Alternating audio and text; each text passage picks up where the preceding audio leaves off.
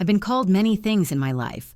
Quiet, careful, soft-hearted, but never foolish, and certainly not forgetful. They thought age dulled my senses, but what they didn't know is that I still read everything. And this time, I read the fine print too. My name is Bernice Wallace. I'm 72 years old, retired, widowed, and proud of the life I've built. I live in a modest 2-bedroom home in a quiet part of town where the mail still comes through the slot and the birds still argue in the oak tree out front. After my husband passed 5 years ago, I learned how to manage on my own. I paid off the last of our bills, kept our home in good shape, and made sure every dollar stretched as far as it could. I never had much, but I had peace. And then my son, my only child, and his wife showed up one Sunday and asked for just a little favor. It was a warm Sunday afternoon. I'd made my usual pot roast, green beans with almonds, and lemon pie, my son Gregory's favorite since he was a boy. They arrived just after noon, late as usual, breezing in like a gust of wind.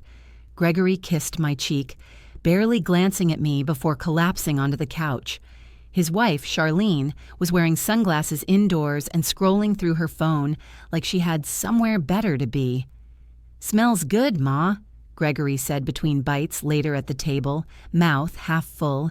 Charlene and I were just saying how we miss real food. Charlene looked up with a smirk. "Yeah, this beats the protein shakes he's been living on." I smiled politely. The silence in between their remarks was heavy. They weren't here just for lunch. I could always tell when something was coming. They got too sweet, too polite.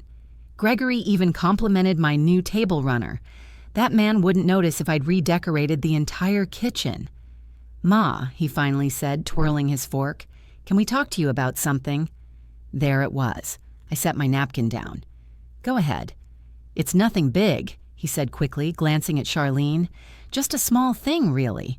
We've been looking into getting a new vehicle. Something safer, now that we're thinking about starting a family." That made me sit up straighter. "Oh?" Charlene rolled her eyes. "It's not like I'm pregnant or anything. We're just planning ahead." Gregory cleared his throat. "Anyway, the bank said if we had a co-signer, it would make things a lot easier. Lower interest, faster approval." I tilted my head. "Why do you need a co-signer? I thought your credit was fine." He waved a hand. "It is. It's just that combining our incomes right now looks complicated on paper, with Charlene freelancing and all." Charlene put down her phone. "They just want someone with a stable background, a little help to grease the wheels." I stayed quiet, trying to process it. "It's just paperwork," Gregory added. "You won't have to do anything. We'll make every payment. You won't even notice." Then came the joke that stuck with me. Charlene laughed and said, "Yeah, it's not like she checks the mail anyway." The air went still for a moment. I forced a chuckle, even though something inside me twitched. They handed me a clipboard, some highlighted sections, a signature line at the bottom. No time to review, no copy left with me. Just a "Thanks, Ma, we owe you," followed by kisses on the cheek and leftovers packed up as they breezed out the door again. I sat alone in the quiet, lukewarm pot of coffee beside me, staring at the empty living room. My gut whispered something I hadn't heard in a long time. Don't trust what they didn't explain. The first few days after they left, I tried to convince myself everything was fine. I cleaned up the kitchen, folded the linens, took a walk through the park like I always did. I watered the lilies by the window and finished a jigsaw puzzle I'd been working on for weeks. I told myself not to dwell. After all, Gregory was my son. He wouldn't do anything to hurt me. But sometimes, silence says more than words. And Gregory hadn't called. Not even a "Thanks again, Ma." Not a text. Not a photo of the new car they'd apparently bought. Just nothing. It wasn't until Thursday that I noticed it. The white envelope sticking out from the pile of mail, slightly thicker than usual. It was from a financing company I didn't recognize. No stamp, just a barcode and my name typed in bold black letters. I opened it at the kitchen table with a dull butter knife. The first line hit me like cold water. "Dear Bernice Wallace, Your payment is currently 17 days overdue. Please remit $1,226.70 to avoid late fees. I blinked. Read it again. Then a second envelope, same return address. This one with a red banner across the top. Final notice before repossession. I read that one twice, too. There had to be a mistake. I hadn't bought anything. I hadn't financed anything. My last big purchase was a new mattress 3 years ago, and I paid for that in full. Hands trembling, I picked up the landline. Called Gregory. No answer. I tried Charlene. Straight to voicemail.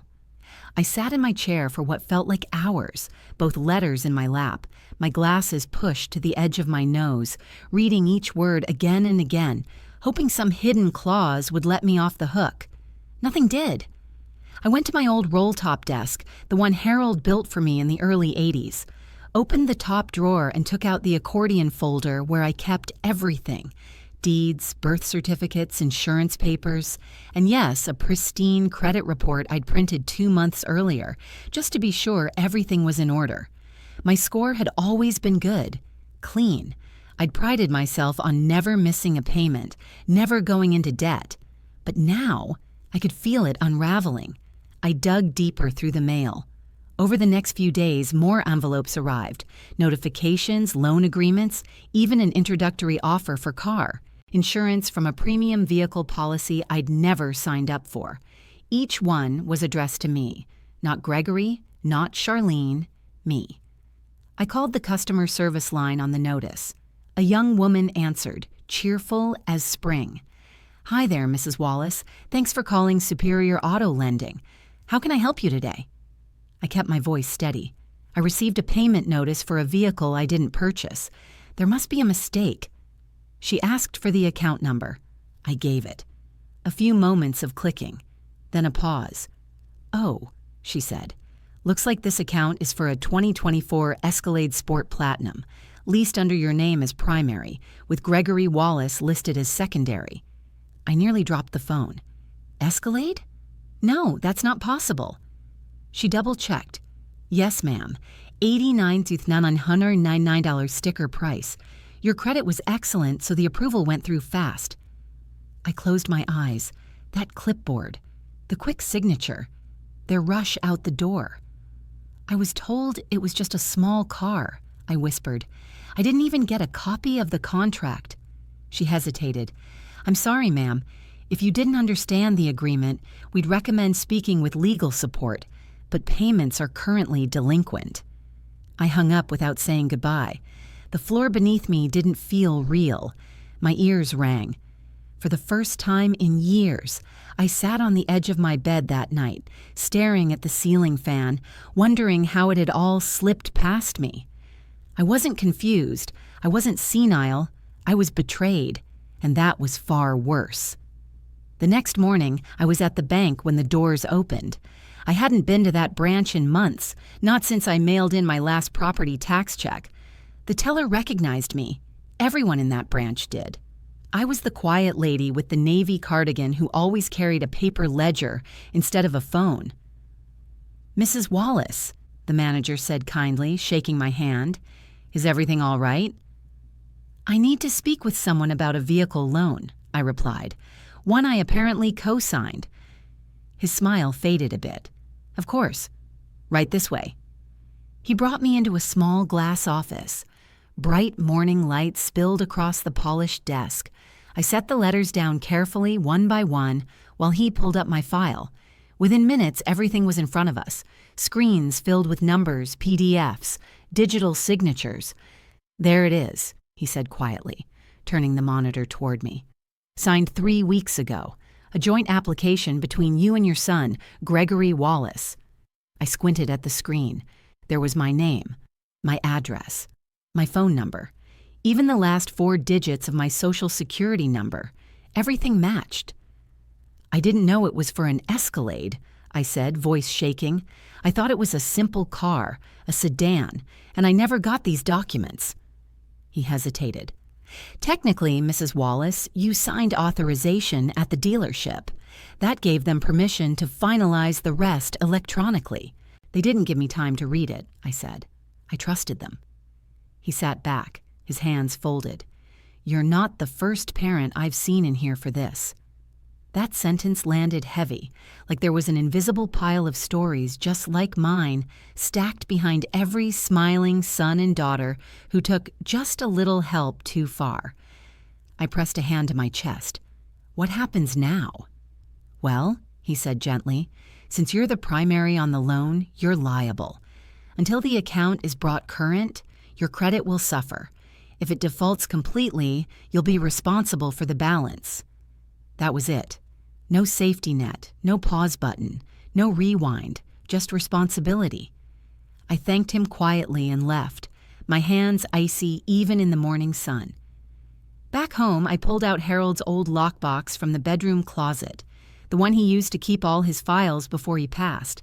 Inside were our marriage certificate, our first mortgage deed, even the title to our 1972 Chevy truck. But more importantly, there was a name, one I hadn't thought about in years. David Plummer, attorney at law. Harold had worked with him during a dispute over a property line 20 years ago. I didn't know if the man was still practicing, but I had his card, yellowed and brittle, tucked in the lid. I dialed the number. It rang, and to my surprise, he answered. "Plummer speaking." "David," I said softly, "I don't know if you remember me, but this is Bernice Wallace. My husband, Harold—" "Of course I remember you, Bernice," he said warmly. "You still living over on Prescott Avenue?" "I am," I said, "and I need help." We scheduled a meeting for that Thursday. I gathered every envelope, every notice, every printed screenshot of my bank account. I included even the emails I had received since, yes, even Charlene had sent one, titled FYI Insurance Confirmation, that had me CC'd without explanation. When I sat in his quiet office 2 days later, I felt exposed but also steadier. Like I was finally putting my feet on something solid. He listened carefully, glasses perched low on his nose, flipping through the stack. "You're not powerless," he said when I finished. "They may have used your signature, but the circumstances could be challenged, especially if there's evidence of deception or coercion." "But I signed it," I said. "Yes," he replied. "But they never fully disclose the nature of the contract. There's a case to be made, and if they're defaulting, you may be able to initiate action that removes you from liability. It won't be easy, but it's possible." He paused. "Do you want to pursue it?" I looked at the photos I had printed from their social media. Lavish dinners, flashy sunglasses, spa days, the Escalade shining in the background of every photo. "Yes," I said. "I want to pursue it quietly, but fully." He smiled. "Then let's begin." I invited them over for tea on a rainy Saturday afternoon. No lecture, no dramatic phone call, just a simple text that said, "I've made lemon scones. Come by if you're free." Charlene responded with a thumbs up emoji. Gregory said, "Cool. We'll swing by after brunch." They showed up late, again. Gregory with that half grin that used to charm teachers and ticket officers, Charlene in an oversized sweater that probably cost more than my monthly bills.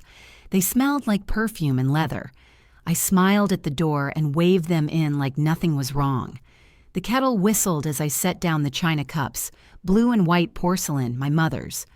I poured Earl Grey and laid the scones on a plate between us. They sat comfortably, legs crossed, scrolling on their phones between bites. "So," I said gently, "I received some interesting mail this week." Charlene looked up briefly. "Oh?" "From the financing company," I continued, slicing a scone in half with a butter knife. "About the Escalade." Gregory stiffened slightly. "Yeah, meant to talk to you about that. There was a hiccup with the payment, just a timing thing. I'm handling it." I looked him squarely in the eyes. "You're 2 months behind." He flinched.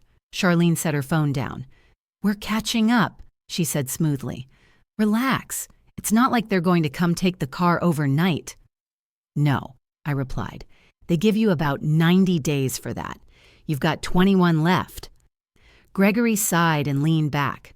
"Ma, you're making it sound worse than it is." You didn't tell me it was a luxury SUV, I said. You didn't tell me the payment was over $1,200 a month. You didn't even leave me a copy of what I signed. Charlene laughed. Actually laughed. Oh, come on, you're acting like you're some victim. We thought you understood. You signed it. I trusted you, I said calmly. That's what family's for, Gregory shot back. And it's not like you're using your credit for anything. You're retired. I blinked. The audacity in that one sentence stripped the air from the room. Charlene leaned forward, tone syrupy. You don't have to make this a big deal. You're not even making the payments. But I'm responsible if you don't, I said, setting my tea down. That's the part you left out. That's why you didn't want me to read the fine print. Gregory stood, clearly irritated now. All right. This feels like an ambush. You didn't have to call us here for this. I stayed seated. My hands were folded in my lap. I did, I said, because this isn't just a mistake. It's a betrayal. There was a long silence. Charlene grabbed her bag. We'll fix it. God, don't go all dramatic. You're not going to lose your house. I won't, I said softly, because I'm not waiting for you to fix anything anymore. Gregory frowned. What does that mean? I didn't answer. Not then. I just smiled and walked them to the door. Thanks for stopping by, I said, holding it open. They didn't hug me goodbye. Once the door closed, I locked it. Then I went straight to the living room, opened my notebook, and under the heading Documents Submitted, I checked another box. Because now it was no longer personal. It was legal. By the time I walked into David Plummer's office the following Monday, the sky was overcast and heavy with summer humidity, the kind of air that warns you a storm is coming, not just in weather, but in life. His office hadn't changed since the last time I visited nearly 20 years ago. Same brown carpet, same ticking clock, same framed law degrees on the wall with a slight tilt. It comforted me, that sameness. In a world where even family could shift like shadows, something steady mattered. David stood when I entered. His hair had turned silver, like mine. He greeted me with a warm handshake and that quiet kind of patience only men in their 70s have earned. I laid the stack of documents between us on the desk. Payment notices, bank letters, screenshots of Charlene's Instagram posts showing off the SUV, and the dealership's offer with my name scrawled across the bottom. He put on his reading glasses and sorted through it all slowly, methodically. After nearly 20 minutes of silence, he set the papers down and looked at me. Bernice, this isn't just careless. It's calculated. I nodded once. You signed, yes, but under the pretense of helping with something minor. They presented the document in a rushed, non-transparent way. No disclosures, no terms explained. It's a gray area. But in law, gray areas are where truth lives. Can I get out of it? I asked quietly. Can I make them take responsibility? He leaned back in his chair. With this paperwork, we can file a claim of misrepresentation and coercion. We won't get them jailed, but we can pursue civil protection. At the very least, I can work with the financing agency to challenge your obligation. I exhaled for what felt like the first time in days. But, he added, you'll need to be meticulous. No missteps. Keep everything. Document every call, every message, every payment or missed payment. I'll also need you to sign over authorization to speak on your behalf. I'll do it, I said, quietly. We spent the next hour drawing up letters, one for the dealership's legal department, one for the finance company, one certified notice to Gregory and Charlene. None of them were confrontational, just firm, professional, neutral in tone but heavy in implication. By the time I left the office, my copy of the letters neatly clipped in a folder, I felt light. Still angry, yes, but focused. Focus gave me power. I went to the post office and mailed the documents myself, registered mail with tracking. I wanted to feel the weight of them leaving my hands. I wanted to hear the thud of the envelope dropping into the box. It wasn't revenge, it was reclamation. That night, Charlene posted a photo on social media, her in a high-end boutique holding shopping bags, the caption, "Credit? Never heard of her." I took a screenshot and added it to my evidence folder. No emotion, just documentation. This was no longer about anger. This was a record, a timeline, a case. The next morning, David called. "We've got a response," he said. "Already?" "The dealership has acknowledged the dispute. They're initiating an internal review. I also spoke with the lending agent. They've placed the account on temporary hold pending investigation. Payments are still due, but repossession is paused for now." That gave me just enough time to make my next move, because I wasn't done. I'd played the polite mother, the soft-spoken senior, but now I was the woman who had been underestimated one too many times. I was just getting started. Over the next week, my house turned into something of a command center, not chaotic, but deliberate. Every morning, I'd sit at the kitchen table with my tea, sorting through the incoming mail like it was gold dust. Each envelope carefully slid open, each paper flattened and filed. Anything related to the SUV, the loan, the insurance, the dealership. I scanned, I photocopied, I cataloged. David had instructed me to build a timeline. He said, when you're the one holding the story from beginning to end, facts become your armor. So I did. March 9th, they visited for lunch. March 12th, loan was finalized. March 16th, first payment missed. March 23rd, second payment missed. March 28th, first late notice. April 3rd, I opened the mail. I called the financing company again, but this time under David's guidance. I used a script he wrote out for me, polite, clear, confident. The representative on the phone was a different person this time, and when I mentioned the legal notice and ongoing dispute, her tone shifted, cautious, respectful. "We are reviewing the claim of misrepresentation, Mrs. Wallace," she said. "The dealership has acknowledged your challenge and your account has been flagged for further investigation. At this stage, all actions are on hold, and the vehicle is considered under legal review." Translation: they couldn't tow it. Yet. I hung up and marked it down in my logbook. Next, I went to the DMV. I requested a copy of the vehicle registration and asked a few gentle questions about what the dealership had reported. They showed me the paperwork. Gregory had listed the vehicle under our joint names, but he'd used my address for all official correspondence. They never planned to be the ones held accountable. Back at home, I did something I never thought I'd do at 72. I opened a private Instagram account. No posts, no photos, just a username and a login. Why? Because Charlene's account was public.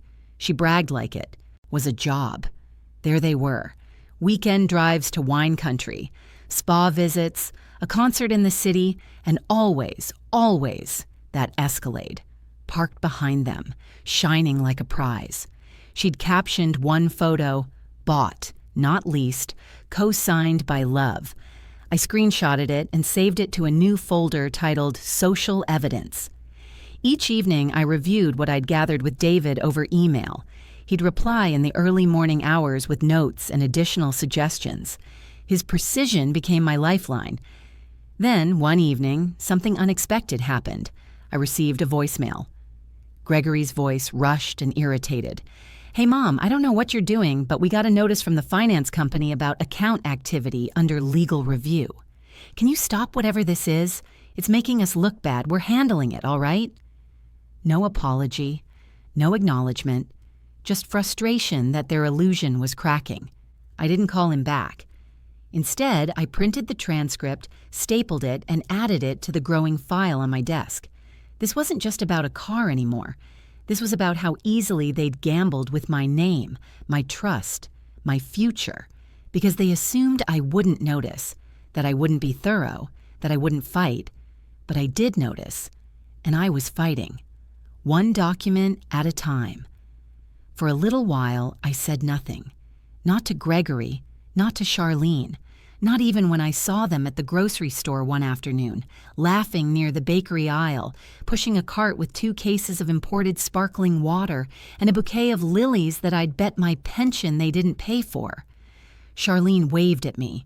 Gregory gave a nod like nothing was wrong, as if they weren't dragging my name through financial quicksand, and I smiled. I didn't say a word. Let them think I was backing down. Let them think the old lady got scared and gave up. That illusion worked in my favor, because while they posted selfies with the Escalade parked behind them, sunglasses on, captioned couple goals, I was busy collecting receipts, printouts, and timestamps. I saved every post that included the car. One even had Gregory bragging in a video saying, "This baby? Top trim, luxury everything, and no worries about approval. Credit score came through. Easy." The camera panned briefly to Charlene, who said with a laugh, "All thanks to Mom's signature." I paused the video there and stared at the screen. Thanks to Mom's signature. Not thanks to Mom. Not we're grateful. Just her signature. A tool. An accessory. I didn't cry. I didn't shake. I didn't throw anything across the room. I just got up, walked to my printer, and hit print screenshot. The next day, David called. "The dealership's legal team has offered a settlement," he said. "They're proposing to refinance the loan with Gregory as the sole borrower, provided he qualifies without you. If he doesn't, they'll repossess."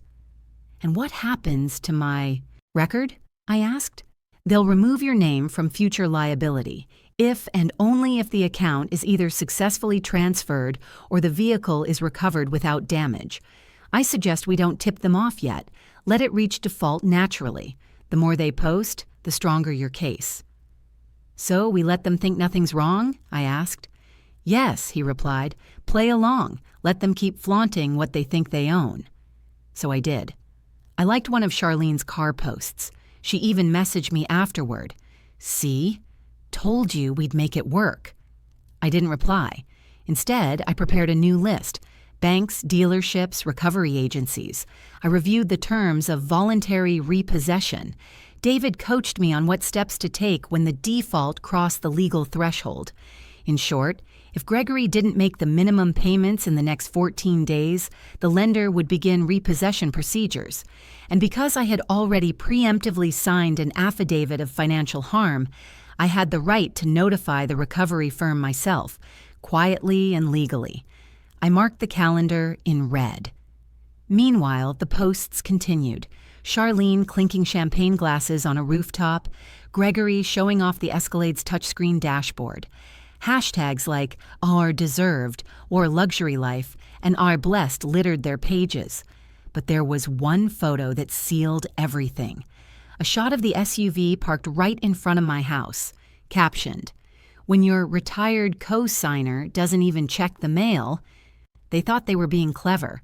They didn't realize that mail was exactly what I'd been checking, every single day, every single page. They'd mistaken quiet for weakness. But I was never weak. I was just waiting.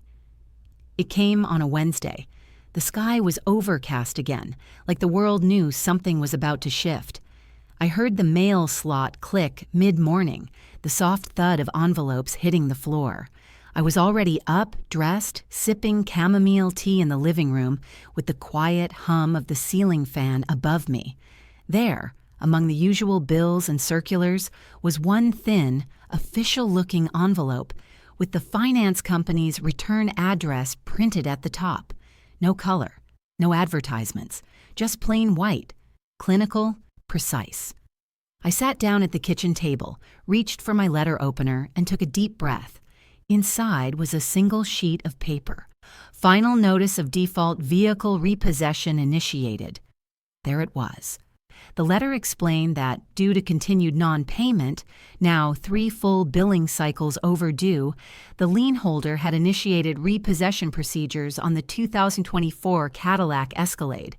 The address for recovery was listed as the one tied to the application. My address. Not Gregory's apartment. Not Charlene's office. Mine. I didn't panic. I didn't call anyone. I just picked up the phone and dialed David. "They've triggered it," I said. He replied calmly, I'll alert the recovery agent. You'll want to confirm the vehicle's location and ensure it's not moved. Gregory's been parking it in his driveway again lately, I said. Probably thinks it's safer there than flaunting it around the city. Good. That'll make it easier. Will they know I did it? I asked quietly. There was a pause on the line. Then David said something that stayed with me. Bernice, you didn't do this to them. They did it to themselves. You just stopped shielding them from the consequences. I nodded to myself, tears pricking the corners of my eyes, not from sadness but from relief, from the weight of it all finally moving into motion. That evening, I made a pot roast again, the same one I'd made the day Gregory first came to ask for my help.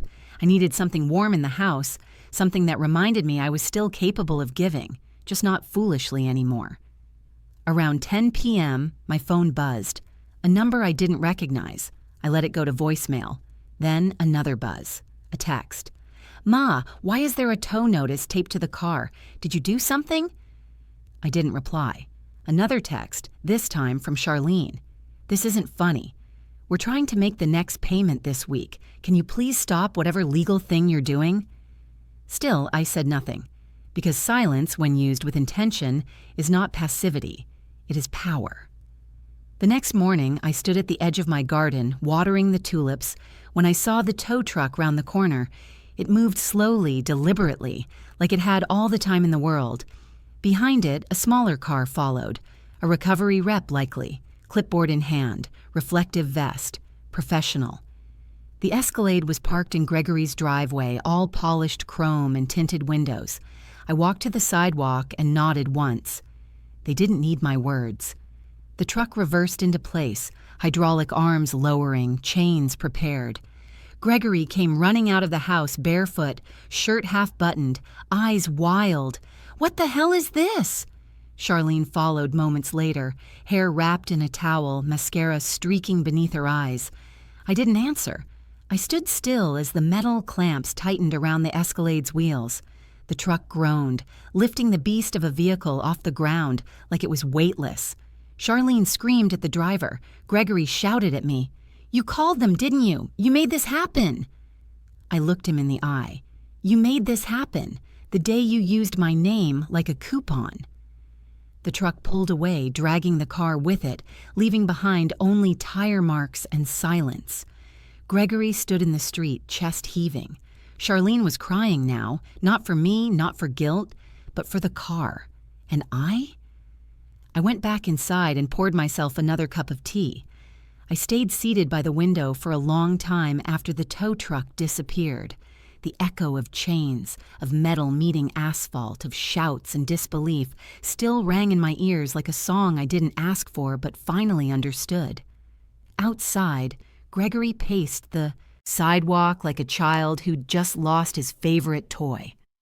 Charlene sat on the front steps, her face buried in her hands. For the first time in a long time, the silence wasn't mine. It was theirs, and it was deafening. I expected him to storm off, but instead, he did something worse. He walked up to my porch. No knocking this time. Just opened the screen door and stood there trembling, trying to collect himself like a man who'd just had his pride publicly auctioned off. I can't believe you did that, he said, voice cracking. You humiliated us. I looked at him calmly. No, Gregory, you humiliated yourselves. I just stopped covering for you. He scoffed, running a hand through his hair. You don't get it. We were going through a rough patch. We needed something to help us feel normal, like we were finally moving up. And you just had to take it all away. I didn't take anything, I said quietly. You took my name, my trust.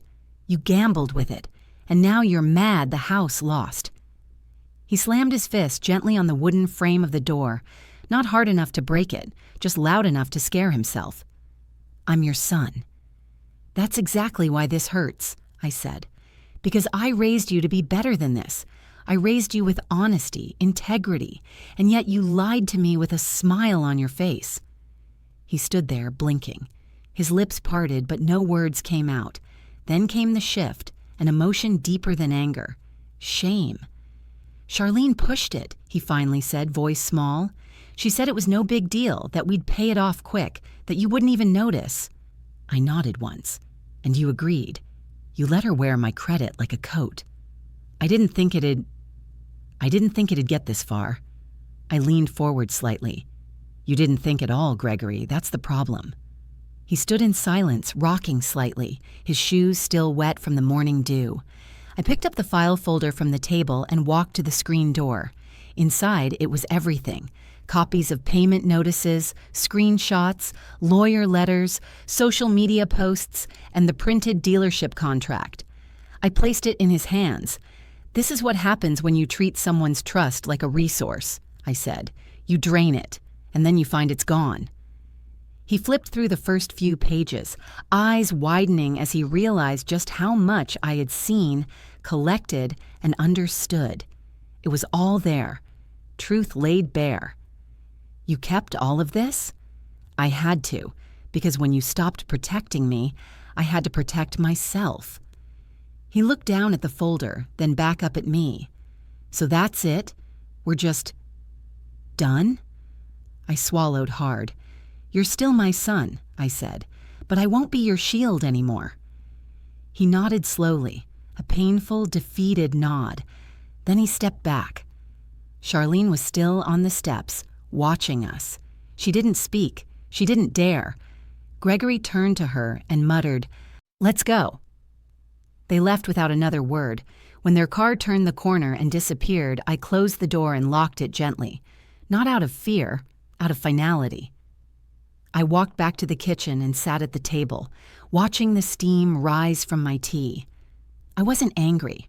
I wasn't vindictive. I was free. And sometimes, freedom doesn't come from a battle cry or a courtroom. Sometimes it comes with a tow truck and the sound of silence, filling a house that finally feels like home again. The repossession didn't magically fix everything. There was no ribbon-tied apology from the bank, no undo button to press. The damage had already been done. The first consequence arrived 3 days later, a credit score update. I'd subscribed to a monitoring service at David's suggestion. The moment I saw the number drop by nearly 140 points, I felt it like a bruise beneath the skin. 72 years old, never missed a payment in my life. And now my name carried the weight of someone else's recklessness. But I wasn't surprised. I was prepared. David had already filed the necessary documentation with the credit bureau. Proof of disputed charges, notice of legal misrepresentation, and evidence of attempted resolution. It wouldn't erase the past overnight, but it would start to clear the path forward. We also contacted the dealership again. The vehicle, now in their possession, would be auctioned or resold.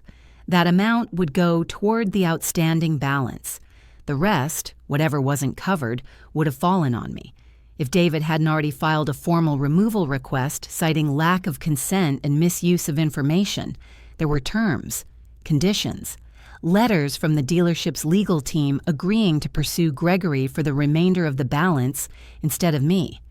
It was an uphill climb, but at least I wasn't climbing it alone anymore. I spent hours going through every financial document I owned, checking my utilities, subscriptions, accounts. I removed auto-pay from anything Gregory had ever helped me set up, including an old shared grocery card. I changed passwords. I added two-step verification. It felt strange at first, like setting traps in your own home, but it was necessary. The house felt quieter, too. Not just because of the absence of family visits, but because my mind wasn't clouded with worry anymore. For the first time in weeks, I could sit in my garden and hear the birds again. Really hear them. I found small ways to reclaim what they'd tried to take. I took out my budget notebook, the same one I'd used for years, and updated it, right down to the cents. I penciled in a small reward for myself next month, a new pair of orthopedic walking shoes, and a silver chain I'd been eyeing for years, not because I wanted to show off, because I wanted to remind myself I could still give to myself. I even began attending free financial literacy workshops at the local community center. I thought I'd feel embarrassed, the oldest person in the room, but I wasn't. In fact, I wasn't alone. There were others like me, retired, careful, and tricked by their own children into co-signing loans, opening joint accounts, or helping with just one signature. Their stories made mine feel less like an outlier and more like a pattern. And that's when I realized this wasn't just about me anymore. It was about a generation of people raised to trust without question, now being quietly used without permission. So I spoke up. I volunteered to help other seniors with paperwork. I helped one woman cancel an unauthorized cell phone plan opened in her name by her grandson. I sat with another woman while she called her bank to remove her niece's access to a debit card. I wasn't a lawyer, but I was a witness, and sometimes that was enough. As for Gregory and Charlene, they went quiet. The social media posts stopped. No more rooftop champagne, no more SUV reflections in the background. I didn't block them. I didn't delete them. I simply muted their noise. Because their silence was no longer my responsibility. I'd carried enough of it already. It's strange how family can disappear without ever physically leaving. Weeks passed, then months. No calls, no texts, no drop-ins with store-bought pies pretending to be homemade. My porch stayed empty on Sundays. My birthday came and went without a knock or a card. At first, the absence was loud, a sharp kind of quiet filled with memories that rang like echoes in every corner of the house. But over time, the silence softened. There were no more stomach knots when I opened the mailbox, no dread when the phone rang, no fake smiles over tea while my name got pulled behind closed doors for convenience. The distance wasn't painless, but it was clean. And for the first time in years, I could breathe. I started to rebuild routines. I baked because I wanted to, not because I was trying to hold on to old traditions. I walked through the park each morning, smiling at the same dogs and joggers.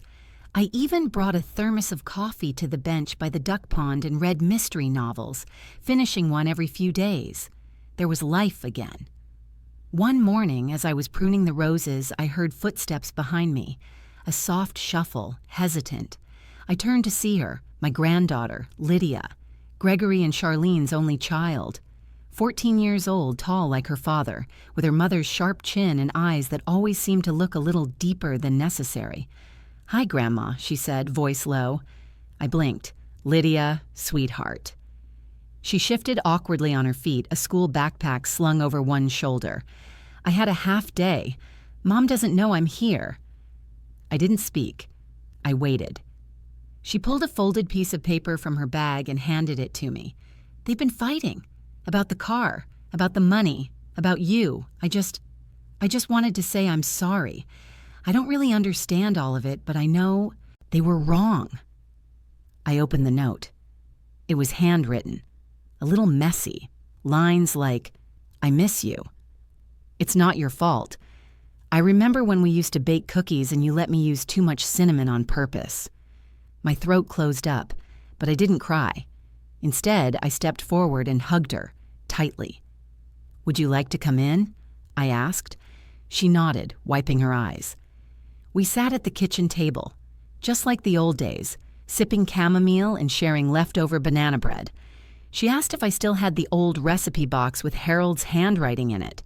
I did. We went through it together. She didn't ask about her parents. And I didn't bring them up. Because this wasn't about them anymore.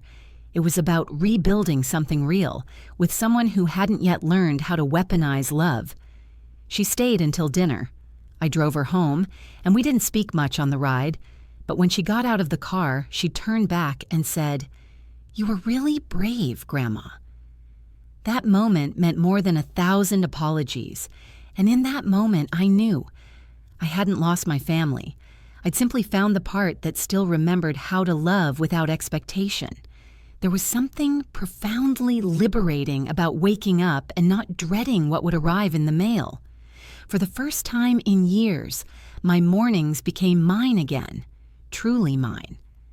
I'd wake early, stretch at the edge of my bed, open the curtains, and greet the sunlight like an old friend. I'd shuffle into the kitchen, put on the kettle, and sit with my little radio tuned to soft jazz. No more tense fingers sorting through envelopes. No more worried glances at caller IDs. That part of my life had closed like a door I finally stopped holding open for the wrong people. But it didn't make me bitter. It made me sharper. I started volunteering once a week at the senior center, not in the cafeteria or the knitting circle, but in the small back room they called the financial help desk. It was nothing formal, just a card table, a stack of pens, and a sign that said, "Need help reading paperwork? Come talk to Bernice." They came, one by one. A widow who co-signed a payday loan for her nephew and now owed more than she could count. A grandfather whose cable bill had doubled because someone added 8 movie packages to his plan. A quiet woman named Dolores who whispered that her daughter used her name to lease a condo across town, and now the letters from collections were piling up. They weren't fools, they were trusting. And I knew that pain too well to let it happen quietly again. So I showed them how to freeze credit, how to request their reports, how to file complaints, how to write letters, how to say no without guilt. One day, Dolores brought me a small bag of oranges from her backyard tree. "You saved my house," she said. I didn't cry, but I did hold that bag all the way home like it was made of gold. The house changed too, not in structure, but in spirit. I cleared out the guest room that had once been Gregory's, took down the trophies and old posters, packed them into boxes. I replaced the twin bed with a day bed and turned it into a quiet library. Books lined the walls. My favorite quilt rested on the couch. The air smelled like lavender and old paper. It was no longer a shrine to a son who had outgrown his conscience. It was a sanctuary for a woman who had found hers again. I started walking more, 3 miles every morning, sometimes with a neighbor, sometimes alone. I kept a journal, wrote letters to friends, and even submitted a short essay to a local paper titled, "Don't Sign It Until You've Read It, Even If They Call You Mom." They published it. The day it ran, I got 4 phone calls from strangers who said it made them cry. Gregory never called. Charlene never apologized. But Lydia sent me a photo one evening, a selfie of her in the kitchen, baking cookies using our old cinnamon-heavy recipe. No filter, no hashtags, just a caption that said, "Guess who remembered the secret ingredient?" I smiled. The photo went into a frame by my nightstand. They didn't destroy me. They didn't even define me. They simply reminded me of what I'd forgotten. That strength doesn't always wear armor. Sometimes it wears reading glasses and keeps receipts. People think betrayal looks like shouting matches and slammed doors. But sometimes it's a pen slid across the table and a voice that says, "Just sign here, Mom. It's no big deal." They think betrayal is loud, but I learned it can be quiet. It can wear cologne and a smile. It can sit across from you at your own kitchen table, eating the roast you made with love, while plotting how to use your name like it's theirs to give away. They didn't raise their voices, so I didn't raise mine. I didn't scream. I didn't plead. I didn't beg them to treat me like a mother, like a human being, like someone whose name wasn't just a path to a shiny dashboard and leather seats. Instead, I read every single word. And when the time came, I moved in silence, but with purpose. I pressed every button they thought I didn't know existed. I remembered my rights. I remembered my worth. And when that tow truck rolled in, I remembered who I used to be before they made me feel like I was disposable. Now I look around my little house, my quiet life, and I feel peace. Not because everything's perfect, but because I stopped letting the people who caused the fire hold the matches. Sometimes I still see Gregory's number on my caller ID. He doesn't leave voicemails anymore. And that's fine. Sometimes silence is the final boundary you draw when words have failed too many times. And Charlene? I imagine she's moved on to some other scheme, some other shortcut. But me?